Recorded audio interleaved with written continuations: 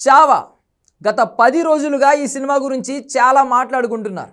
విక్కీ కౌశల్ హీరోగా లక్ష్మణ్ ఉటేకర్ తెరకెక్కించిన ఈ సినిమా కేవలం 11 రోజుల్లోనే దాదాపు 600 కోట్ల గ్రాస్ వసూలు చేసింది.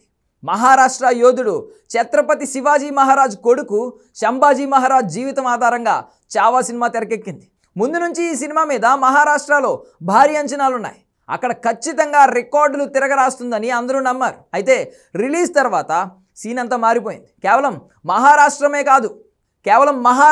మాత్రమే కాదు దేశం మొత్తం దండయాత్ర చేస్తున్నాడు సంభాజీ మహారాజ్. ఈయన దెబ్బకు కలెక్షన్ల వర్షం కురుస్తోంది. అయితే చావా విడుదలైన మొదటి రోజు నుంచి కూడా రీజనల్ లాంగ్వేజెస్లో ఈ సినిమాని ఎందుకు విడుదల చేయలేదు అనే క్వశ్చన్ వినిపిస్తోంది. పాన్ ఇండియన్ సినిమాకు ఉండాల్సిన అర్హతలు అన్నీ ఉన్నా కూడా ఎందుకు చావా సినిమాని కేవలం హిందీకి మాత్రమే పరిమితం చేశారంటూ చాలా రోజులుగా సోషల్ మీడియాలో చర్చ జరుగుతోంది. అయితే దానికి దర్శక నిర్మాతల నుంచి అనూహ్యమైన సమాధానం వచ్చింది.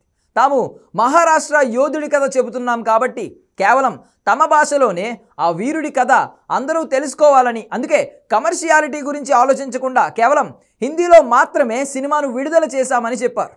వాళ్ళ నిజాయితీ చూసి ప్రేక్షకులు కూడా ఫిదా అయిపోయారు. కానీ ఇప్పుడు ఈ సినిమాను తెలుగులో గీతా ఆర్ట్స్ విడుదల చేయబోతోంది. మార్చి 7న చావా తెలుగు వర్షన్ విడుదల కానుంది. ఈ సినిమా తెలుగు రైట్స్ భారీ ధరకు అమ్ముడైనట్లు తెలుస్తోంది. మరి అప్పుడు తమ భాష తమ ఒరిజినాలిటీ అని చెప్పిన మేకర్స్ ఇప్పుడు ఎందుకు ఇలా మాట మార్చారు అనేది సోషల్ మీడియాలో జరుగుతున్న చర్చ.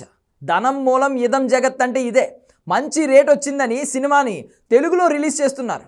రాబోయే రోజుల్లో తమిళం, మలయాళం అన్ని భాషల్లో కూడా విడుదల చేయడానికి సన్నాహాలు చేస్తున్నారు. అయితే ఇందులో ఒక పాజిటివ్ మాత్రం ఉంది. చావా సినిమాను నిజంగానే రీజనల్ లాంగ్వేజెస్లో విడుదల చేస్తే చూడాలని చాలామంది ఆడియన్స్ వెయిట్ చేస్తున్నారు. ఎందుకంటే హిందీ అందరికీ రావాలని లేదు. పైగా ఈ సినిమాలో మాట్లాడిన హిందీ అంత ఈజీగా ఎవరికి అర్థం కాదు. అందుకే ప్రాంతీయ భాషల్లోకి చావా వస్తే మాత్రం ఖచ్చితంగా ఇక్కడ కూడా వసూళ్ల వర్షం కురిపించడం ఖాయం.